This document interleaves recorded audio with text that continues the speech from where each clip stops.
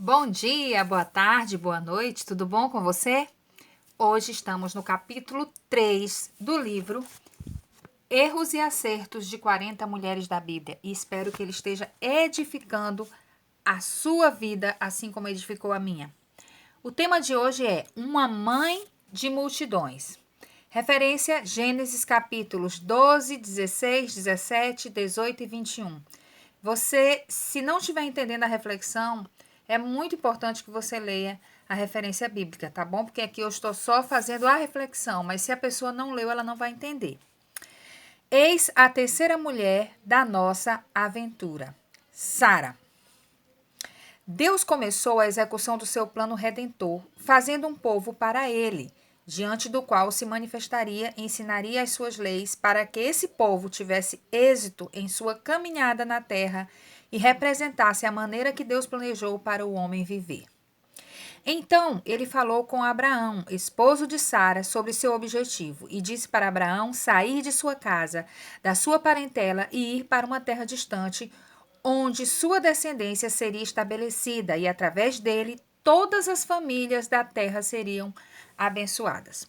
Portanto, o pai da fé e grande patriarca de Israel, juntamente com sua esposa, caminharam rumo ao que Deus havia lhe mandado.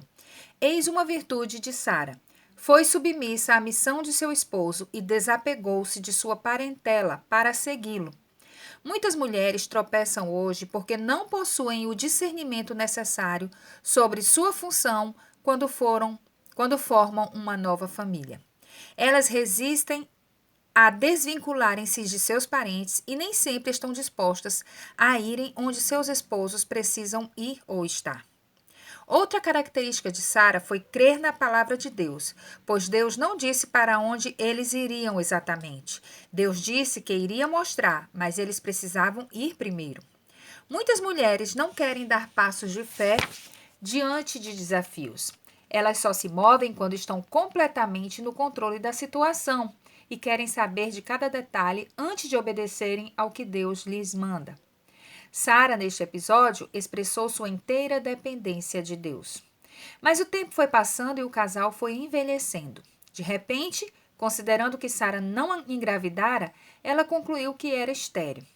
Esse fato era uma humilhação para uma mulher naquela época e cultura.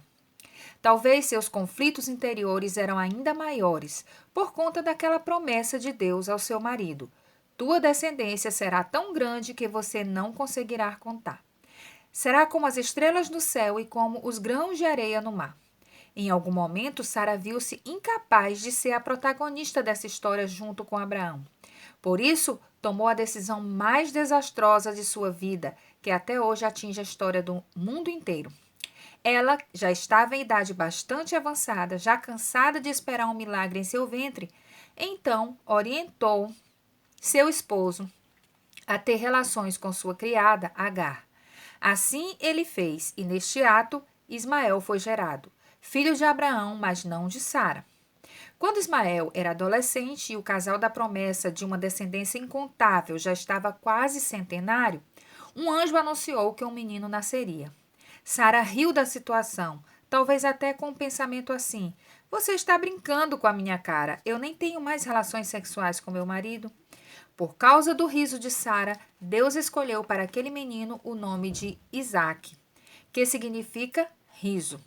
As famílias seriam abençoadas por Sara e Abraão, e isso aconteceria de maneira sobrenatural quando não houvesse mais nenhuma possibilidade humana. É assim que Deus age.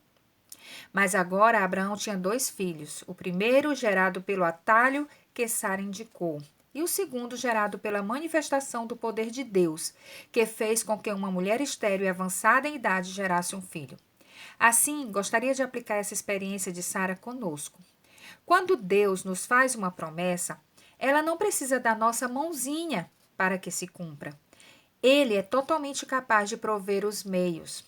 A existência de Ismael começou a causar desconforto a Sara, que agora queria somente que o seu filho fosse legitimado como tal. Essa história é a causa do constante conflito no Oriente Médio entre palestinos e israelitas, muçulmanos e judeus, 2 povos gerados de Abraão através de seus filhos Ismael e Isaque. O primeiro, fruto de um atalho. o segundo fruto de uma promessa. Ambos se acham no direito de tomar posse daquelas terras. Em nossas vidas, quando fazemos atalhos para ver a promessa de Deus se cumprir, teremos que conviver com os Ismaéis que arranjamos com a força do nosso braço e de nossa opinião carnal. Muitas vezes amargamos experiências que Deus queria nos poupar, pois Ele tinha um Isaque para nos presentear. No caso de Sara, sua sugestão ao seu marido de ter um filho com a criada vem atravessando muitas gerações com conflitos mortais. E em nosso caso, quais têm sido os prejuízos de escolhas erradas e precipitadas? Minha oração é que, como esposas, sejamos destemidas em encarar os desafios ao lado de nossos maridos e saibamos nos desligar da nossa parentela para viver a nossa própria história, mas que na caminhada de fé jamais venhamos a nos atropelar, achando que Deus esqueceu do que prometeu. Tudo que geramos pela dúvida causa prejuízos terríveis. Tudo que é gerado pela força de uma opinião desvinculada da vontade de Deus pode afetar a nossa descendência para sempre. Sara, mãe de multidões. Através de sua aliança com seu esposo e da aliança de ambos com Deus, um grande povo surgiu para abençoar todas as famílias da terra. Mas isso não significa que ela não errou. Sara encontrou atalhos que lhe trouxeram grandes dificuldades. Que em nossa história não haja espaço para Ismaéis e que estejamos preparadas para receber o nosso Isaque, que é plano e promessa de Deus, à maneira dele e não à nossa maneira. Vamos orar? Senhor Deus, eu te suplico que sejamos como Sara no aspecto de acompanharmos o nosso marido onde o Senhor mandar. Que sejamos destemidas diante da missão, mesmo que não saibamos tudo sobre ela quando tivermos que dar o primeiro passo.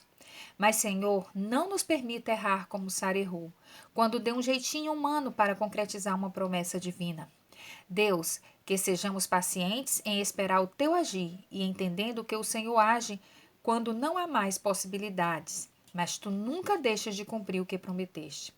Deus, muitas de nós estamos amargando em nossas histórias os nossos Ismaéis, projetos que realizamos enganadas e precipitadas. Ajuda-nos com sua graça a atravessar essa colheita e a não desistirmos de plantar uma nova colheita de obediência e fé irrestrita em ti, em nome de Jesus. Amém. Palavras para reflexão ou discussão em grupo. Primeira, Sara submeteu-se a Abraão, saiu de perto de sua parentela e, pela fé, seguiu para uma nova terra sem saber detalhes. Você se identifica com essa qualidade de Sara? É fácil para você submeter-se à missão do seu esposo? Você consegue dar passos de fé ou só age diante de um terreno que já conhece? Explique sua resposta. 2. Sara cometeu erros. Um deles foi dar uma ajudinha para Deus no cumprimento da promessa ao mandar seu marido gerar um filho de sua serva. Você já fez isso em sua vida? Já tentou dar uma ajudinha para Deus? Explique sua resposta. 3. Quais foram as consequências da sua interferência nos planos de Deus em sua vida e na vida de sua família? 4. Você consegue discernir quando uma bênção é fruto da fé e da promessa e quando é fruto da força do seu braço? Explique. 5. Em que você foi mais desafiada no conteúdo deste capítulo? 6. Há algo novo que você descobriu após a leitura deste capítulo? O que lhe chamou mais atenção? Sozinha ou em grupo, ore pedindo que Deus faça as mudanças que Ele deseja fazer em você. Amém? Muito obrigada por ter ficado comigo até aqui. Aquelas pessoas que têm compartilhado o link, né, do canal para outras pessoas, muito obrigada. Você faz parte do meu ministério, me ajudando a alcançar mais vidas para o nosso Deus. Que o Senhor nos abençoe e até o próximo capítulo.